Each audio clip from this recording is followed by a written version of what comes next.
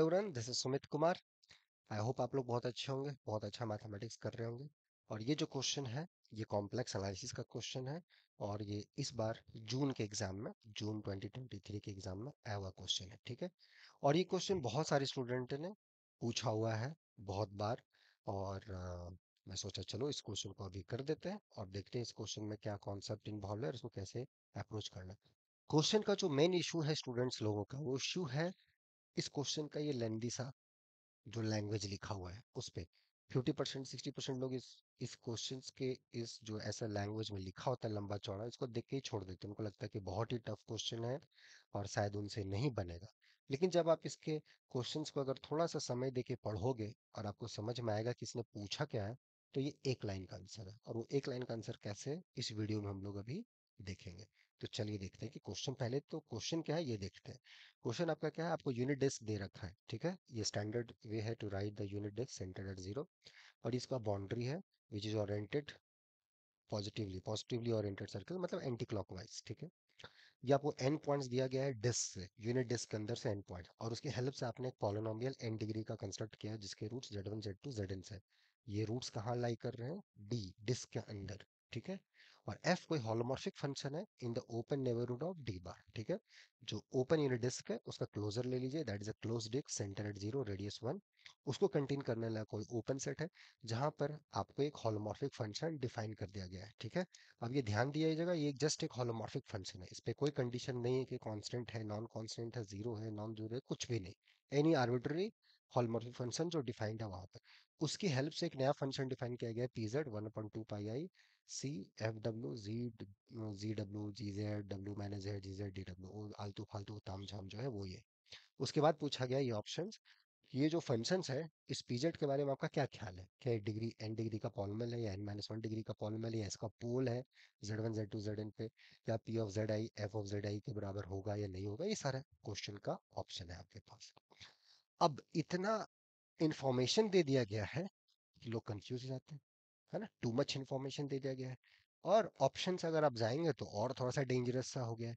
तो कैसे बने ये क्वेश्चन, ठीक है। अब ये बात आ जाता है, तो क्वेश्चन हो तो कैसे हो। तो क्या इंफॉर्मेशन है, यूनिट डिस्क है, वहां पर आपको एन पॉइंट्स दे दिए गए हैं, उसकी हेल्प से आपने पॉलिनॉमियल लिया है जिसका रूट्स वो सारे एन पॉइंट्स हैं।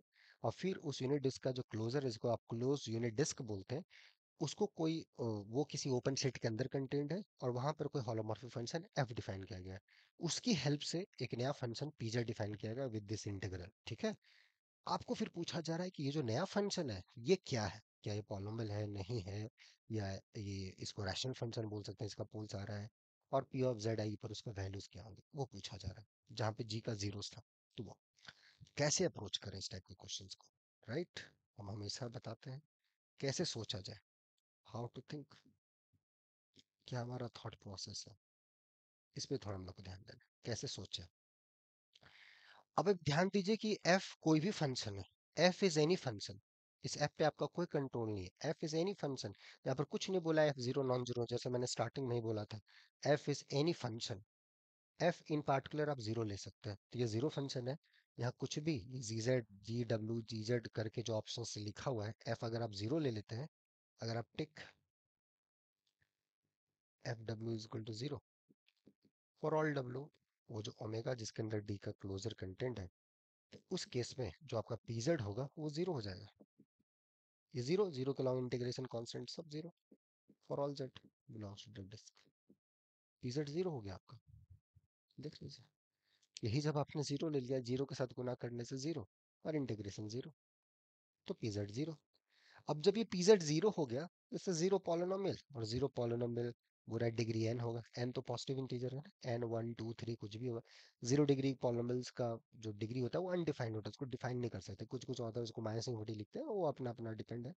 सो P is not a polynomial, p is not a polynomial of degree n minus 1, n is anything, right, n 2 3 4 5 6 कुछ भी not, p has a pole at z1, p तो in fact entire निकल गया, so how it can have a pole at z1 z2 z3। समझ में आया, तीन option गलत। तो जो बचा एग्जाम में आप हैं, एक ऑप्शन करेक्ट तो होगा ही, एक ऑप्शन करेक्ट हो गई। तो ऐसे नहीं कुछ जानते हुए भी इस सब क्वेश्चन का आंसर हम लोग दे सकते हैं। अगर आपको बहुत कुछ नहीं पता है तो भी हम लोग इस क्वेश्चन का आंसर दे सकते, लेकिन बस इतना ही दे सकते हैं ऑब्जेक्टिव। ठीक है, अगर इसी में थोड़ा सा वो सब्जेक्टिव डिटेल्स में जाएगा फिर आप अटक जाएंगे। तो कहा जाता है little knowledge is dangerous thing, वो जब आपको प्रूफ पूछ देगा तब आप अटक जाओगे। तो ऑब्जेक्टिव पेपर से आप ठीक है बहुत मेहनत करके इधर उधर करके रैंक 1 ले आए, लेकिन फिर उसके बाद अगर आप कॉन्सेप्चुअली क्लियर नहीं है तो फिर आगे वो बेनिफिट आपको नहीं देगा। फिर आपको खुद से बहुत बुरा लगेगा, भैया ये रैंक 1 कहीं क्यों आया मेरी लाइफ में, ये और लाइफ को हेल बना दिया। रीजन, आप उस टाइप से नहीं अप्रोच कर पा रहे। तो ये एग्जाम पर्पस से as far as objective questions are concern, this is correct. There is nothing wrong in it by taking this function. कोई दिक्कत नहीं, क्योंकि यहाँ एफ पे कोई कंडीशन आपको नहीं दिया है। लेकिन अब हम लोग थोड़ा सा और अच्छा से जाएंगे और अब इसको सब्जेक्टिवली प्रूफ करेंगे कि भैया ये पीजेड आई पे एफजेड आई है या नहीं है, वो भी चेक कर लेते हैं। आप थोड़ा गौर से देखिए, अब भूल जाइए वो सारा चीज। ये डब्ल्यू माइनस जेड जीजेड, जीजेड का प्रॉब्लम कहाँ पर है, आप ध्यान से देखिएगा। जीजेड का कहाँ पर प्रॉब्लम, जहाँ जीजेड जीरो होगा, राइट। जीजेड कहाँ पे जीरोस हो रहा है, z one z two z n पे, ठीक है। अब उसके लिए यहाँ पर कुछ चीजें कंडीशंस दी गई है, आप उसको आराम से मैनिपुलेट कर सकते हो, ठीक है। तो जेड आइज पे थोड़ा सा हम लोग पहले चर्चा कर लेते हैं कि जेड आइज पे वैल्यू क्या आएगा, ठीक है। तो आंसर तो अपना आ गया, आंसर में कोई दिक्कत नहीं है, लेकिन अब हम लोग इसको थोड़ा सब्जेक्टिवली ध्यान से देखते हैं कि और कैसे इसका करेक्ट आंसर हम लोग ला सकते हैं। तो जैसे कि अगर हम z equal to Z J पे वैल्यू निकालना चाहते हैं pz का, ठीक है, तो यहाँ जेड जे पुट कीजिए, ये 1/2 पाई आई आया, ये c, ओके, ये एफ ऑफ डब्ल्यू। अच्छा वहाँ पे जाई लिखा हुआ था, ठीक है, क्वेश्चन में तो हमने थोड़ा सा आसान बना दिया नोटेशंस, ठीक है। ये G of W, G of Z J upon W minus Z J, C of Z J D W. अब थोड़ा सा आपको ध्यान देना है। ओके, क्या आपको ध्यान देना है यहाँ पर, ओके। यहाँ पर थोड़ा आपको ये ध्यान देना है कि आप निकालना चाहते हैं पी ऑफ जेड जे, ठीक है। तो उस हिसाब से जेड जे का जब वैल्यूज आप पुट करेंगे, लेट मी चेक थोड़ा सा। अच्छा, just let me correct it. यहाँ पे जी डब्ल्यू है, मैं सोचूं यहाँ कैसे आ रहा है जी W, okay, sorry for that. यहाँ पे जी डब्ल्यू, तो क्वेश्चन मैंने फिर से देखा है जी डब्ल्यू, क्योंकि देखिए अगर हम जेड जे पुट करते हैं ना तो यहाँ पे सिंगुलैरिटी आ रहा था। क्यों सिंगुलैरिटी आ रहा था, क्योंकि जी का जीरोस था, राइट, जी का जीरोस था जेड जे पे, तो वो दिक्कत हो रहा था। तो क्वेश्चन में ये है जी डब्ल्यू, ठीक है। तो क्वेश्चन में था एफ जाई जी जेड, जाई माइनस जेड, जी जाई डी जाई, ठीक है, वो था। कोई बात नहीं, उस जाई की जगह मैंने डब्ल्यू पुट करके इंटीग्रेशन, तो ये जी डब्ल्यू है, ठीक है। तो वो थोड़ा सा वहाँ पे मैंने गलत लिखा था, तो वो उसको आप करेक्ट कर लेंगे क्वेश्चंस को, ठीक है ना। अब देखिए, अब आ जाइए यहाँ पे। अब जब जैसे ही आप जेड जे जी के जगह जेड के जगह पे जेड जे पुट करेंगे और ये इसका जीरो है, तो ये जीरो हो जाएगा, ठीक है। तो ये जीरो हो जाएगा, तो this quantity is zero, right. और थोड़ा इसको सिंप्लीफाई कर लीजिए। इसको जब आप सिंप्लीफाई करेंगे तो 1/2 pi I C F of W, ये वैल्यू कितना आ जाएगा, G of W upon W minus Z J, G of W, G W D W cancel. अब डब्ल्यू का इंटीग्रेशन अब कहाँ ले रहे हैं, ये डब्ल्यू कहाँ से आ रहा है, सर्कल, यूनिट सर्कल, ठीक है, वहां से आ रहा है। तो ये नॉन जीरो है, यूनिट सर्कल पे ये वैल्यू नॉन जीरो है, तो आप कैंसिल कर सकते हैं, ठीक है। हर एक चीज हर स्टेप्स क्लियर होने चाहिए आपके, why you are cancelling, because this is non zero number, ठीक है, ओके।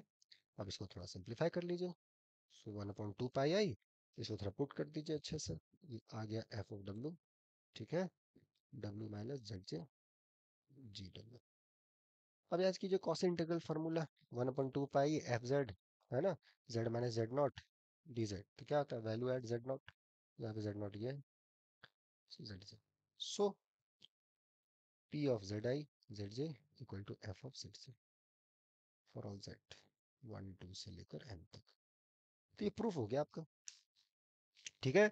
तो क्वेश्चन का आंसर हमने दोनों तरीके से दिया, ठीक है, एक ऑब्जेक्टिव पॉइंट ऑफ व्यू से और एक सब्जेक्टिव पॉइंट ऑफ व्यू से। अगर पूछिए देख इसको प्रूफ कीजिए कि F P of value at Z से is equal to F of Z से, you should prove it without hesitation.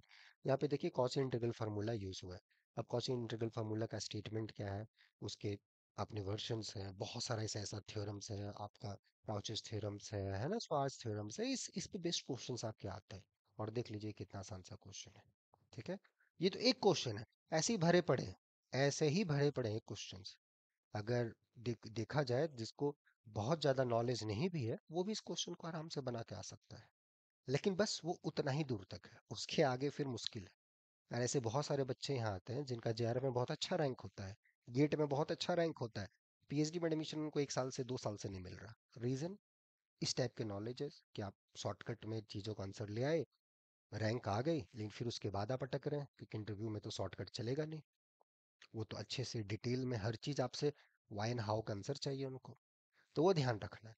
तो वो सारी चीजें अगर क्यूरियोसिटी है आपके अंदर सीखने का, तो आप जुड़ सकते हैं। यहाँ पे उस टाइप के रेगुलर बैचेस हैं, आप आराम से सीख सकते हैं और मस्ती के साथ एंजॉय कर सकते हैं। पहले आपने क्या किया नहीं किया इससे कोई लेना देना नहीं। अभी आप क्या कर रहे हैं, करंट में आप कितना मेहनत कर रहे हैं और कितने सही दिशा में कर रहे हैं, ये भी जरूरी है। दिशा, डायरेक्शन, वो बहुत इंपॉर्टेंट है। मेहनत सब बच्चे करते हैं जो फेल करते हैं, लेकिन आपका डायरेक्शन किस पाथ में है, वो बहुत मैटर करता है। ठीक है, तो आराम से पढ़िए, सीखिए और अच्छे अपने बारे में सोचिए, अपने बारे में कुछ अच्छा ही सोचिए, देखिएगा अच्छा होगा। तो आगे हम लोग मिलेंगे नेक्स्ट वीडियोस में इस टाइप के और क्वेश्चंस को लेके। तब तक खूब इंजॉय कीजिए मैथमेटिक्स। Okay, bye.